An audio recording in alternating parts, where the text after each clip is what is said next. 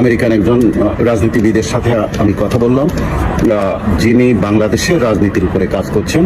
তো তার কাছে আমি জিজ্ঞেস করলাম এই অবস্থায় নির্বাচন যা হতে যাচ্ছে আওয়ামী লীগকে বাদ দিয়ে, এই সম্পর্কে যুক্তরাষ্ট্রের অবস্থান কি এবং বিশ্ব রাজনীতির অবস্থান কি এবং ডক্টর ইউনূস কি করতে পারেন।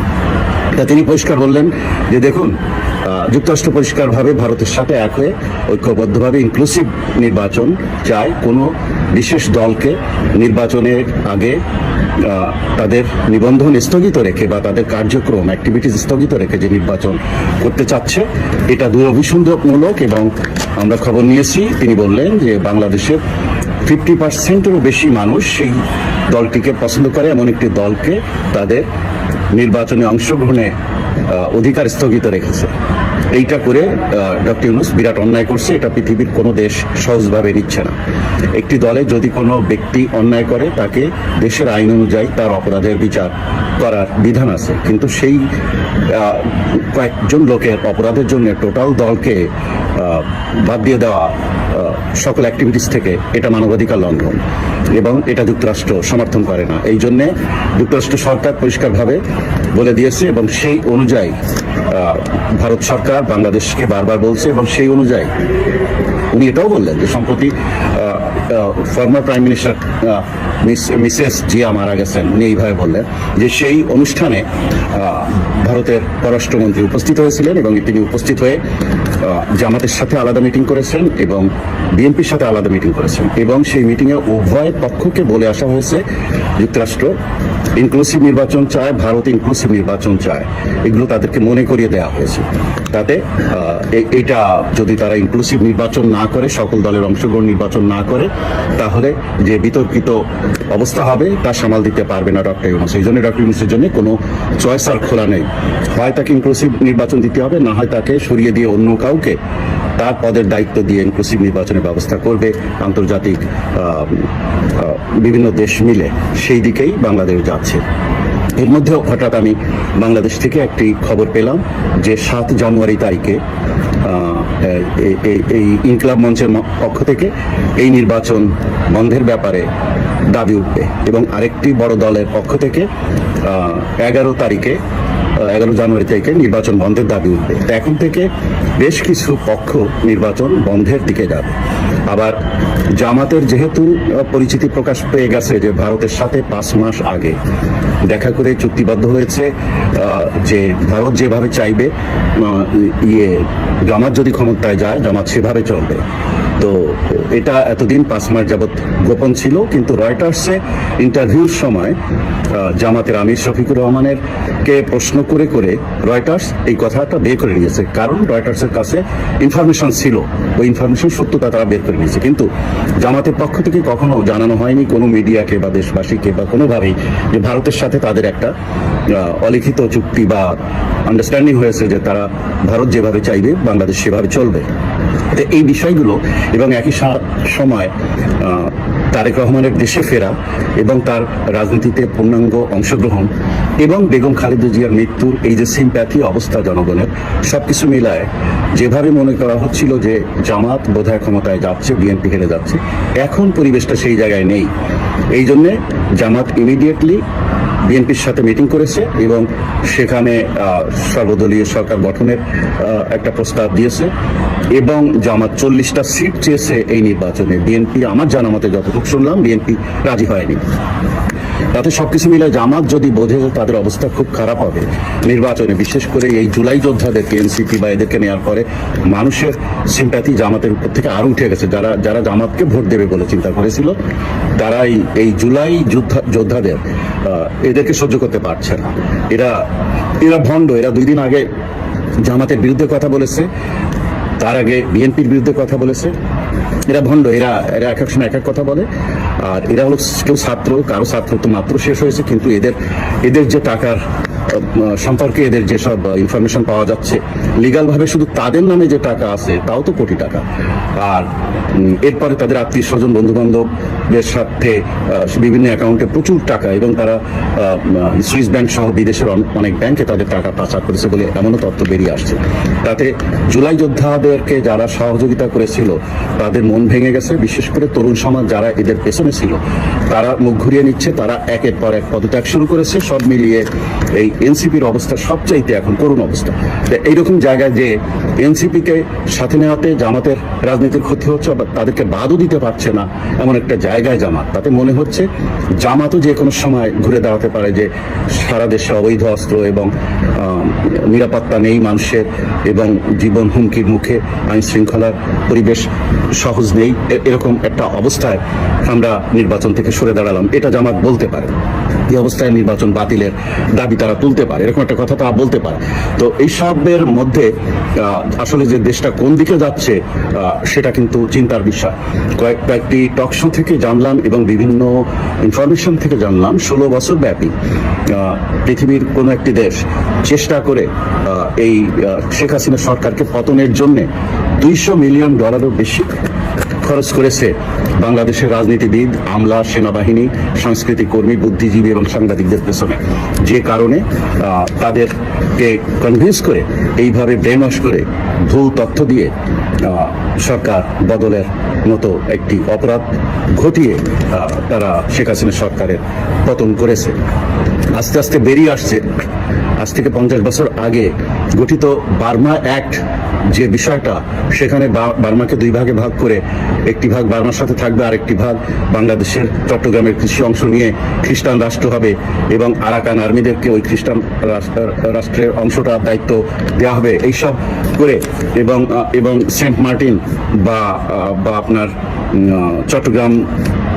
চট্টগ্রাম নৌবন্দর, চট্টগ্রাম বন্দর, এইগুলো নিয়ে নেওয়া বা করিডোরের মাধ্যমে নানান কিছু নেওয়া, বা বাংলাদেশের অন্যান্য বন্দরগুলোতে মানে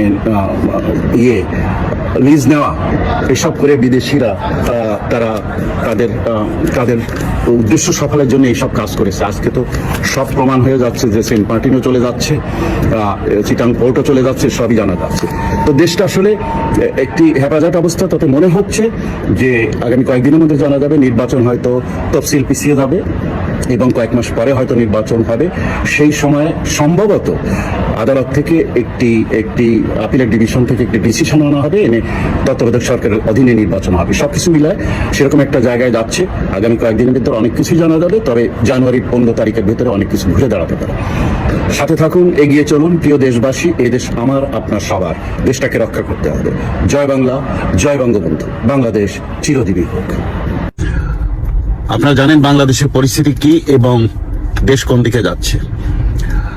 আপনারা একটু চোখ বন্ধ করে চিন্তা করুন, 2024 সালে 5 আগস্টে যখন মাননীয় প্রধানমন্ত্রী ভারতে চলে গেলেন, ওই সময় 8 আগস্টে যখন সরকার গঠন করা হলো, ডক্টর ইউনূস যখন শপথ গ্রহণ করলেন, ডক্টর ইউনূস যদি শপথ গ্রহণ করার সময় যদি এটা বলতেন যে এই সরকার মাত্র 90 দিনের জন্য এবং এখন থেকে 3 মাস পরে, মানে ওই সময় থেকে 3 মাস পরে এত তারিখে নির্বাচন, এরকম যদি ঘোষণা দিতেন, এবং তখন কিন্তু 5 আগস্টের থেকে সমানে আওয়ামী লীগ নিধন চলছে সর্বত্র, ওই রকম জায়গায় যদি কোনো দল নিষিদ্ধ না করে যদি নির্বাচনের তারিখ ঘোষণা করে দিতেন, তাহলে কি ঘটতো?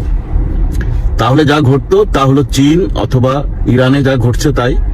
যে দল সরকারে ছিল সেই দল মানে বহু বছরের জন্য মাইনাস হয়ে যেত। ওই সময় যদি 90 দিনের ভিতরে বা 2 মাসের ভিতরে, 3 মাসের ভিতরে নির্বাচন হয়ে যেত, বেশিরভাগ ক্ষমতায় আসতো কারা? এই জুলাই আন্দোলন, বিপ্লব আর সন্ত্রাস যাই বলেন, এটির সাথে যারা জড়িত, এরাই চলে আসতো বিএনপি এবং জামাত বা অন্যান্য দলের মধ্যে, কারণ তখন তো এনসিপি তৈরি হয়নি। অথবা দ্রুত সময়ের মধ্যে যদি এনসিপি বা বৈষম্য বিরোধী আন্দোলন এরকম সংগঠন রেজিস্টার্ট করে যদি আসতো, তাহলে দেখা যেত তারাই সরকার গঠন করেছে। কারণ মানুষ ওদের পক্ষে কিন্তু দাঁড়িয়েছিল একটা বিশাল গ্রুপ, মানে ওরা এমন ভাবে ব্রেন ওয়াশ করেছিল যে মানুষ কিন্তু ওদেরকে বিশ্বাস করেছিল। কিন্তু ওরা কি করলো? ওরা এসে বলল ভোট করার জন্য আন্দোলন করিনি, সার্জিসের সেই ভাষণ বা অন্যদের ভাষণ তো আপনার মনে আছে।